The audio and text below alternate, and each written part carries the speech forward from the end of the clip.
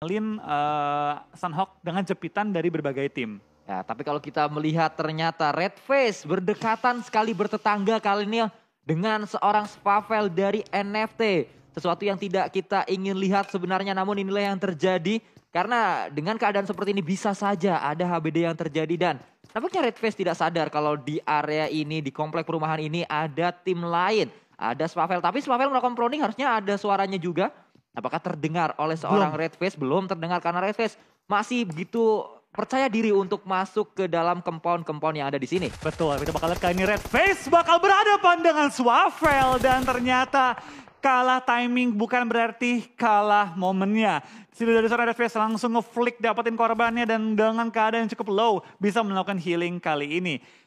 Jujur, tim EVOS jarang ngambil looting ke belakang. Wow. Gue berapa kali melihat untuk di Quick Day, itu tim EVOS jarang ke belakang-belakang dari camp Bravo. Makanya kaget nih NFT kok tiba-tiba EVOS ke belakang. Nah ini dia sesuatu yang juga perlu diperhatikan saat kita bermain di scene kompetitif. Pastinya sebuah perubahan-perubahan kecil dalam game atau saat kita bermain membuat perubahan besar dalam tim-tim lain juga harus melawan tim kita saat seperti EVOS yang mereka lakukan, mundur ke arah belakang, melakukan looting-looting di area yang biasa diisi oleh NFT. Tadi Spavel melakukan proning shoot terlebih dahulu, nampaknya akan coba melakukan HBD menuju ke arah satu pemain yaitu Red Face. Ternyata Red Face lebih siap dan bisa mendapatkan damage lebih banyak ke arah seorang Spavel, membuat Spavel tersungkur. Namun kita berpindah kembali ke tim yang juga ini sebenarnya sama seperti RRQ, sama seperti NFT baru join Onyx ke Super Weekend. Namun mereka juga seperti tidak demam panggung. Mereka sangat-sangat siap untuk bermain di Super Weekend-nya. Betul, tapi kita bakal lihat tampaknya dari seorang Sharp bisa menumbangkan kali ini Micro Boy.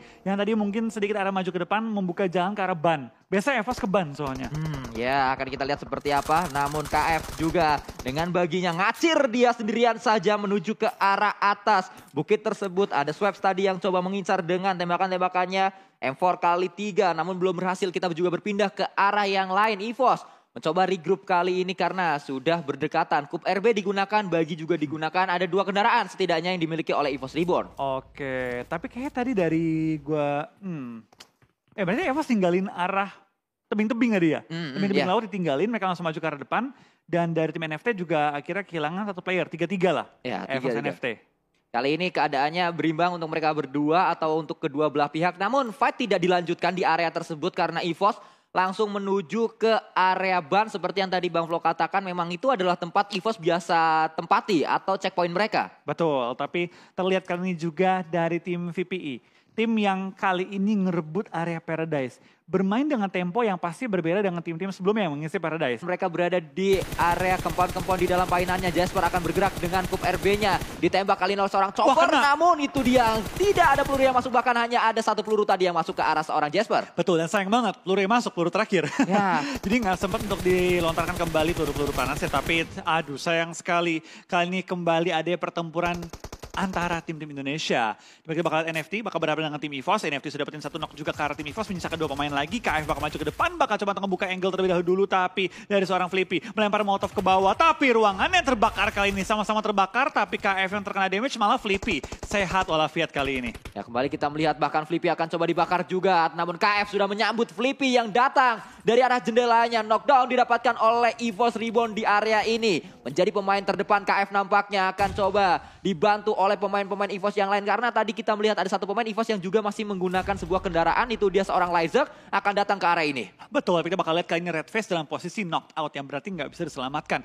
MSC tampaknya mendengar ada kenok-kenokan bakal join the fight kali ini. Karena mereka sudah mengambil bagian-bagian dekat dengan area ini juga. NFT bakal maju ke depan tapi Lyzerk dapetin juga MSC. Kali ini kita bakal lihat kali ini juga ada pergerakan. Seorang Ramones langsung nge-clear pinggir-pinggiran dari rumah-rumahnya. Tapi zone yang bergerak tentu akan membuat mereka harus nahan sakit ya Blue Zone kali ini. Ya apakah sempat untuk NFT masuk ke dalam circle selanjutnya karena mereka akan coba dihadang oleh tim-tim lain yang sudah berada di area ini.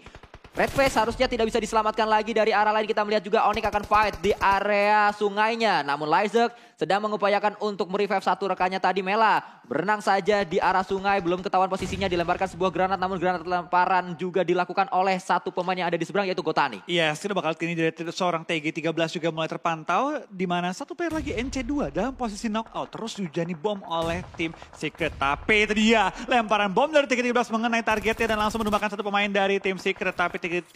Tidak bisa bertahan dengan begitu saja karena peluru-peluru panas mulai mengenai dia juga. NC2 nggak bisa diselamatkan dan sekarang terlihat jumlah player terkikis dengan sangat cepat. 44 player sisa dari 15 tim yang tersisa kali ini. Ya, saat kita tadi membahas ada banyak pemain-pemain veteran berada di area ini. NC2 adalah salah satu pemain yang baru masuk ke PMPLCA bersama dengan pemain-pemain veteran yang ada di pemain MS Chonburi. Dan kita melihat juga tadi sudah dipulangkan pemain-pemain MS Chonburi karena ternyata Matoy memulangkannya. Tapi kalau dari sisi lain kita melihat juga Liza kali ini menyambut pemain NFT. Ini saling balas-balasan antara EVOS dan juga NFT. Tampaknya Liza menebak tempat di mana Ramones bertahan. Lemparan bom dilontarkan, cuma sayang sekali belum bisa mental ke arah Ramones ya. Liza lagi berdua on fire banget. Ya, kita melihat Lyzek dan juga Ramones akan berduel di area ini. Dilemparkan kembali, meledak ke arah bawah mungkin. Namun masih ada jarak ternyata dan masih bisa melakukan healing kembali. Ponzai sangat dekat jaraknya dan langsung dipulangkan oleh seorang Stone. Betul, terlihat kali ini jumlah player, jumlah tim mulai terkikis. Bahkan NFT, EVOS, Onyx tinggal menyisakan satu member mereka. Bersama juga dengan tim Infinity yang masih melakukan healing.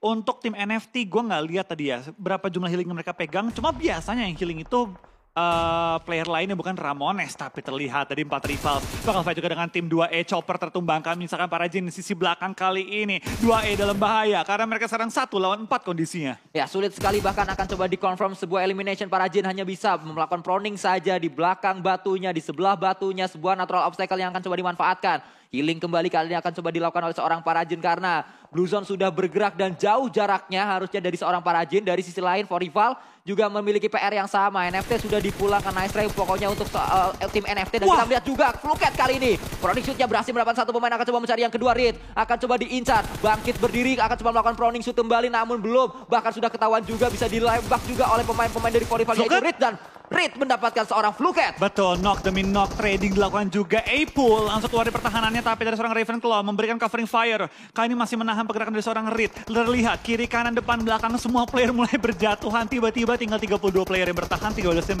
yang bertahan, dan VPE, For Rivals masih pukul-pukulan di luar area zona. Ya, banyak tim yang harus fight di area luar dari circle-nya berada di area Blue Zone. Mereka harus berkutat dengan Blue Zone dan juga harus menahan damage dari peluru lawan-lawannya, membuat banyak sekali yang tumbang. EVOS juga tumbang, dan kita melihat kali ini kembali ada gatekeep yang terjadi. Geek Fam menunggu pemain-pemain APG untuk datang. Betul, tapi terlihat dari APG kali ini masih nahan sakit Blue Zone. Dia berhasil knock into player juga, sedang melakukan revive, tapi dari Zero tidak bertahan lebih lama lagi dan termakan oleh sakit Blue Zone. Tiba-tiba hilang 2 tim. Ya. 11, 10 hilang kali ini ke arah lobby. Dan terlihat tiba-tiba 19 player yang bertahan. Ada VPE 1, ada RQ 2, For Rivals 2, Axis 2, 2E1, Infinity 1. Yang sehat kondisi timnya, tinggal 2E, Faze, dah, itu aja. Bahkan Fastclan kali ini mereka sudah berada di dalam circle-nya, jadi nyaman mereka. Dari sisi lain Apple masih akan terus berjuang untuk memulangkan seorang Parajin. Tidak ada waktu, namun ternyata sama-sama Apple trading kali itu. Trading kali ini kita melihat Apple dipulangkan, tapi harusnya tadi Apple pulangnya karena Blue Zone. Betul, karena Blue Zone. Tapi terlihat kali ini masih ada RRQ dan juga Bigetron yang masuk ke arah zona kita yang ke-6. Asa tampaknya sudah tinggal sendirian kali ini, dimana kayaknya dari tim RRQ melakukan healing. Karena tinggal Asa di depan, satu lagi di Blue Zone.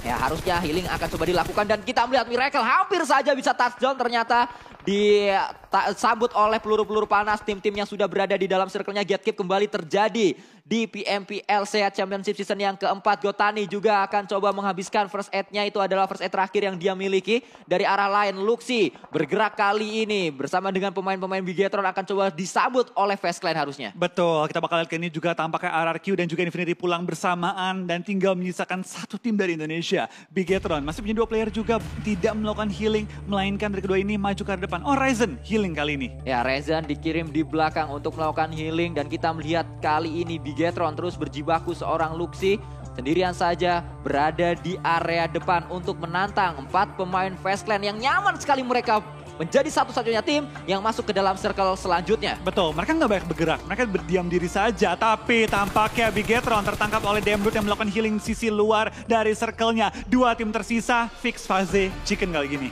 Ya, Fastclan akan mendapatkan winner-winner chicken dinner mereka di hari ini karena Kacang Susu masih punya 12. Betul. Tapi ini baru circle ke-7. Kalau ini circle terakhir mungkin bisa. Tapi ini circle ke-7, masih ada circle 8, masih ada circle 9. Iya, makanya gue berani bilang Faze fix Chicken. Karena sekarang dari seorang Kacang Susu 1 lawan 4, kalaupun dia nge-surprise Faze, nggak mungkin satu klip bisa numbangin 4 player sekaligus. Ya, sulit keadaannya untuk seorang Kacang Susu. Tapi kembali, ini adalah pembuktian dari kata-kata kita di awal. Ini adalah match yang ditunggu-tunggu oleh Kacang Susu. Karena saat bermain di Sanhok, Kacang Susu selalu berada di late game. Oke. Berarti Kacang Susu kali ini kembali membuktikan ya bahwa dia ini ahlinya Sanhok. Ya, Kacang Susu ini juga pastinya menjadi sebuah penantang untuk Badru. Karena ini Badrunya Malaysia. Lawannya Badru, lawannya Ucup juga. Tentu kita bakal lihat nanti ya, mungkin satu hari ada perlombaan gitu. Siapa dokter terkuat di muka bumi? Wah, pastinya. Untuk PUBG Mobile ya? Untuk PUBG Mobile, pastinya Indonesia akan mengirimkan Badru dan juga Ucup 2 yang sudah sangat terkenal sekali dan juga sudah terbukti sukses di PMPL Indonesia. Iya, kalau masing-masing Regen kirim 2, mungkin Indonesia cadangannya Ikiar. Oh iya benar. Dan kita juga belum tahu ya, dari regional lain kita baru mengenal Kacang Susu karena ini adalah hasil dari selalu Kacang Susu berada di late game. Sehingga kita ingat kalau Sanhok di PMPLCA kali ini Kacang Susu pasti late game. Mungkin Kacang Susu sama Logan lah, gak tahu ya. Logan berapa kali juga melakukan healing. Tapi untuk regen-regen lainnya belum terpantau yang langganan healing siapa aja. Tapi ini dia momen WWCD dari tim FaZe Clan, dimana mereka berhasil bertahan hingga akhir berempat juga. Tapi hanya membawa 3 poin eliminasi. Ya, hanya membawa 3 poin elimination saja membuat FaZe Clan kali ini walaupun mendapatkan